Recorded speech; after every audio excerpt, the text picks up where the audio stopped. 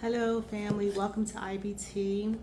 Hopefully, everyone is having a good Friday and all is well that can be well.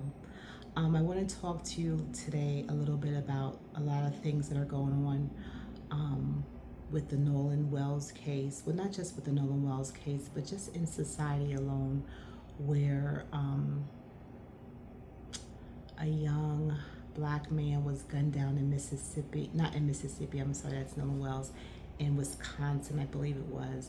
And they said he had a knife on him, and there was all these police, and they shot him in his head 3 times. And it's just like you just, every every which way you turn, you're hearing these sad, devastating stories, and it's almost enough to make you feel outraged, sad, angry, all the above, all kind of emotions, all kind of, all the things, right? And I was praying, I was like, yeah, like, enough is enough. Like, this is ridiculous how they're gonna clearly, in my opinion, get away with murder for this young man and no one's gonna pay for it. But I think I saw something come across my timeline while I was out, but I didn't get a chance to really investigate that somebody was charged, or they are saying that it was murder. I don't know. I think I saw something like that. So if that did happen, then we know that it did. If it didn't, then I was saying earlier how they're going to seemingly get away with this. This young man's life just being taken, and no one's going to be charged because when his body came back, it was missing body parts and throat and stomach, and that you can't determine drowning if you don't have your stomach and your throat lining and all that stuff, right? So I was like, yeah, what is going on? And I remember growing up, and my mother, yeah, rest her soul, my mother used to tell us stories and tell us about how things were for her when she was growing up, and how she would tell my brothers, like, don't bring any white women home, like, don't do that. Not because she didn't like white women, but because she knew what it brought with it from the parents or the grandparents or whatever. And she would tell them that. And I know that I told my kids, my children, I don't think I told my daughter because she was a girl, but nowadays women are dating outside of their race as well.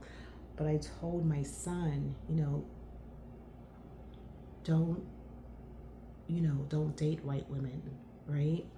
And again, not because I'm racist, but I had to share with him the history, the reason why, because just like my mother told me her history is the same as a white mother telling her children their history, and their history is a little different than ours. So in order to protect our children, we can't just always be teaching them, love everybody, love everybody, love everybody, even though we are to not hate people. But we have to be realistic in this world that we live in, and we have to tell them our history, because the reason why they're taking it out of the schools, the reason why they came up with this theory, this what is it, the ACE theory, to erase our history and what we contributed to this country, and how so many of our ancestors have invented almost everything that is necessary to our lives, to society. We have invented those things. I mean, the list is endless. I mean, when I saw this list one time, I was like blown away, and I was never taught that in school. The red light, the all the things, peanut butter, all the things, penis, all these things that we created, that were invented by our people. But they want to make us believe that we were created and just popped up on the scene at slavery. No, there's so much more of our people that's so much vast history, and we have more than slavery. We have a vast, wonderful history of kings and queens, and the reason why we were enslaved, the reason why they were able to enslave us is because we turned our back on the Most High. And I don't know if a lot of people, not African Americans, Hebrew people, I don't even know what to call us. They changed our names so many times. First we were Negroes, then we went from Negroes to being black, then we went from black to being African Americans. And it's just like, what? Like, make up your mind, who are we? Since you have all the power and you have all the opportunity to change rules and change books and change our history, redo maps, redo all kind of stuff, that we don't even know truly who we are. But the Bible, that has so much controversy, so much controversy over this one book. It's one book. So much controversy. But I tell you, in this book, I found truth. I know books were removed.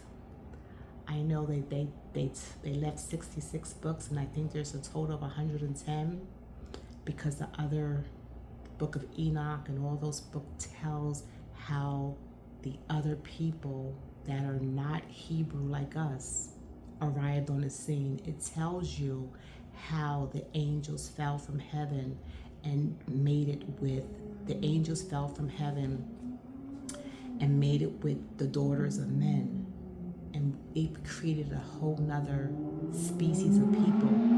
So when I tell you this, I tell you that everyone is not human.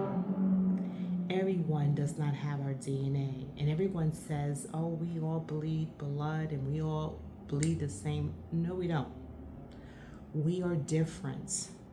And when I say to you, whomever is listening, and you are Hebrew, because that's what we are. Black is a color, and we're not black. Negro is a title or a definition of a people. We are Hebrew people. And it can trace all the way back to biblical times. We are Hebrew people. We are a people who have been suppressed, oppressed, enslaved because we did not keep the covenant with Yahuwah. He said that in Deuteronomy chapter 28, that if we did not keep his laws and his covenant, that there would be a people who will reign over us and keep us under, and they would rise far above us. And they read this book, they read the Bible, the people in our history, and they knew what Yah said, and they knew as long as we were out of order, that they can continue to reign over us, to subject us, to enslave us, to do all the things that they did. But the moment that we turn back to the Most High, he said in the Bible that in the end times, which we are living in the end times, that the last shall be first and the first shall be last. And there's going to be a flipping of the script, and the script is going to be flipped back to its original way that it's supposed to be, that we will rule, that Jacob, that we will rule, and we will be given back our rightful position. That we will be given back our rightful position. And if you don't believe it, you just look around and you see all that's going on. And if you get into your word and begin to read your word, everything that's happening in society has been prophesied, and everything that is happening in society is in the book. And even though it angers me to see what's going on, but Yah says to us in Zechariah, I believe it's Zechariah 2 verse 8, he says that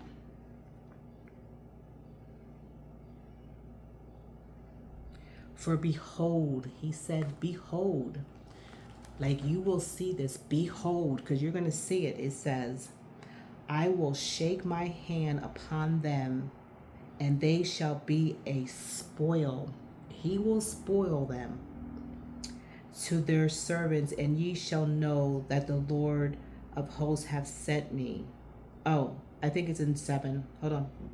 It says, For thus saith Yahuwah of hosts, after the glory hath he sent me unto the nations, which spoiled you. He hath sent the angel unto the nations, which spoiled his people.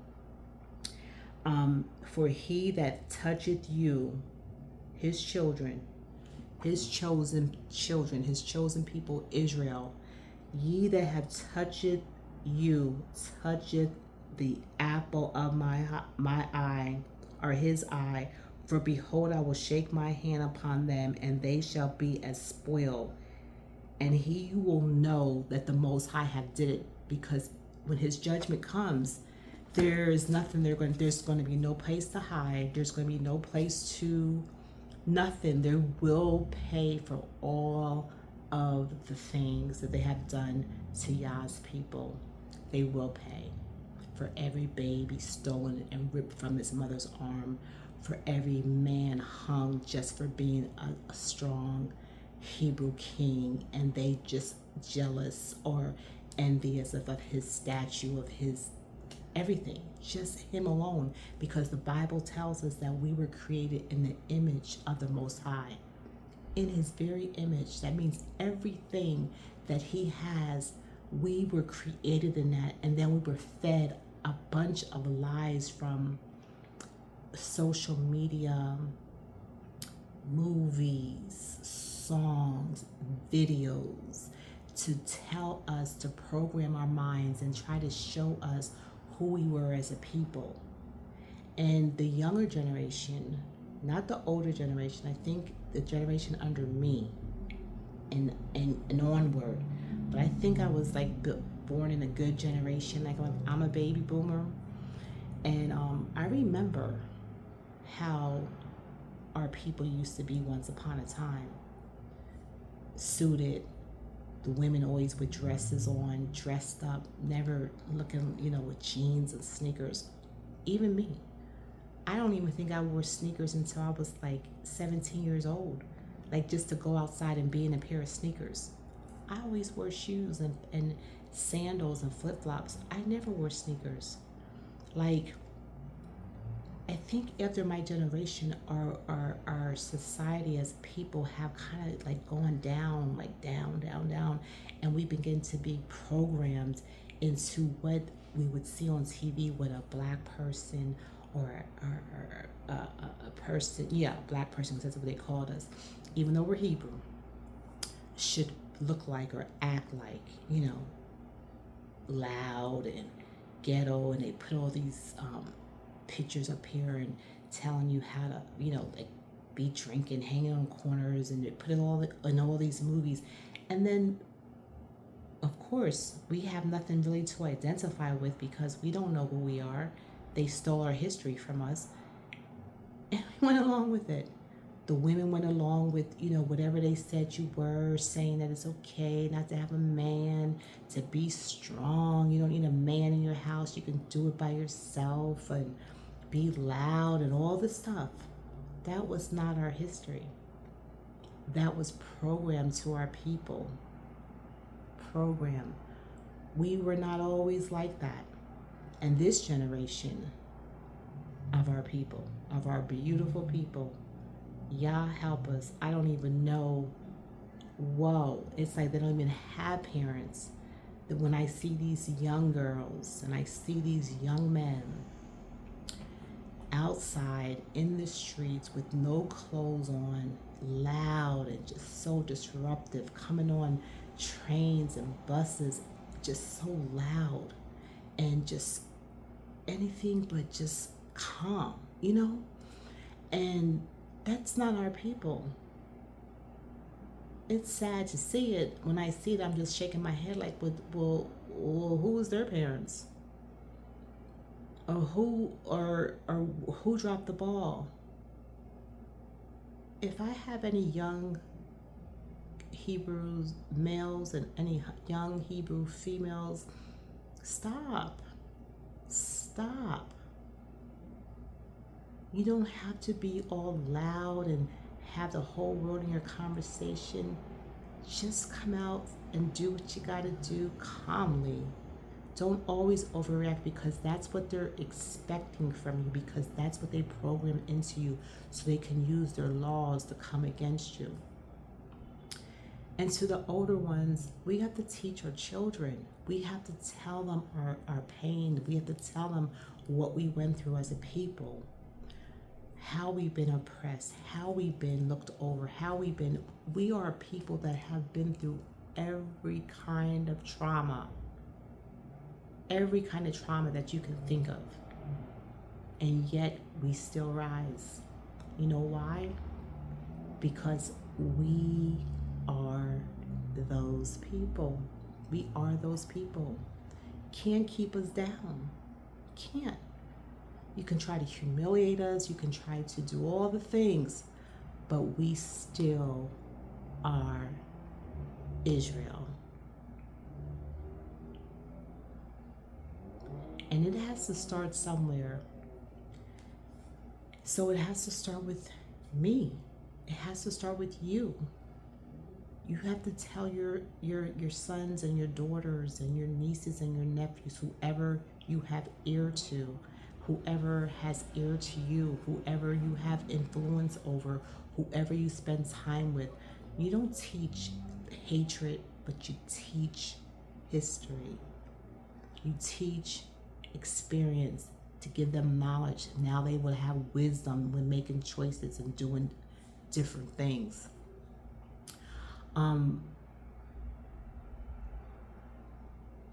There's so much, but it all can end if we all turn back to the Most High Yahuwah, repent, and keep His commandments, and turn from our evil and wicked ways, and stop serving all these idols. Stop, having idols. Stop serving all these other gods, and turn back to Him, the one true living God of Abraham, Isaac, and Jacob, Yahuwah, and dedicate our lives to Him. I promise you, things would shift, because He said in 2 Chronicles 7:14, if my people, who are His people? You have to get into the book and start reading it. My people, which are called by my name, shall humble themselves and pray and seek my face and turn from their wicked ways. Then will I hear from heaven. Then will I forgive their sins. And then will I heal their land. There's conditions upon it. We have to turn from our wicked ways. What are our wicked ways? We are out here in idolatry, serving other gods. We're out here fornicating, living in adultery, doing the most of everything. Coveting, hating, envying, being jealous, being murderers, being revilers. We're doing all the things that we were commanded not to do. But if anyone out there is as tired as I am of this, tired of every time I turn on something, it's another soul that's lost, another young soul lost for nothing. Our men are all incarcerated. So much destruction, so much family, like brokenness. So much family brokenness. And I say to the families that are still intact and are still together and are still serving the Most High, fight for your family. Fight for your family. Love your husband. Husband, love your wife. Care what person comes to try to cause division in your family. I don't care how beautiful or how fine he must be or whatever. Do not let anyone Come between that covenant that you've made and pray with your husband, pray with your wife, pray with your kids, cover your kids. This world is wicked and it is not safe. It is not safe out here. And it's going to get worse. And we as a people have to stop being against one another. You know, I'm on purpose when I walk outside and I see a sister. On purpose. We walk right past each other. We won't even acknowledge each other. And I'm on purpose. Hey sis, how you doing? Hey brother, how you doing? Like, come on. If anything was to happen and we had to defend ourselves in any kind of way, or we had to join an alliance any kind of way, how are we going to do that? We can't even acknowledge one another. We don't even have enough respect for one another to say to our brother or sister, how are you doing? Hang in there. You know, what is wrong with a simple greeting? Time out for foolishness. We are in a war, spiritual warfare, and it's real. And Satan ain't playing. He knows his time is short. He ain't holding nothing back. He's coming out with all stock, everything. He is using everything he can. Everything. So we got to come with everything too. We got to push, press with everything as well. Educate your children. Love your family. Love your husband. Husbands, love your wives.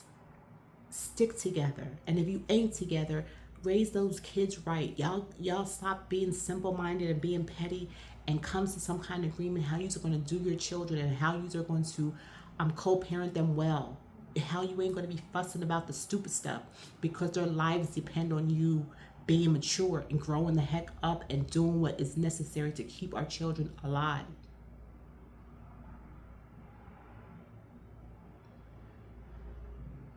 It's time for us to grow up. It's time for us to put aside these fully petty little things and be a people of class, be a people of integrity, be a people who know their Yah. So we do exploits in the earth. It's time to raise up, family. It's time to raise up. Be proud of who you are. You were fearfully and wonderfully made in the image of your Heavenly Father, and He loves you. Turn from your wicked ways. It's time to wake up, Israel. It's time to wake up, Judah. Our Father is coming back to get us. And we want to be ready when He comes, and we don't want to miss out on the default because we couldn't or didn't or wouldn't turn from our wicked ways. Thank you for tuning in. If you're not a subscriber, subscribe. I'm waiting. No, you didn't. You didn't do it. Subscribe. Hit the like button, and I'll see you on my next video. And to my people, specifically, be safe, repent, and let's come together and tell everyone else, if there's anyone else watching, be blessed, and I'll see you on my next video. Bye.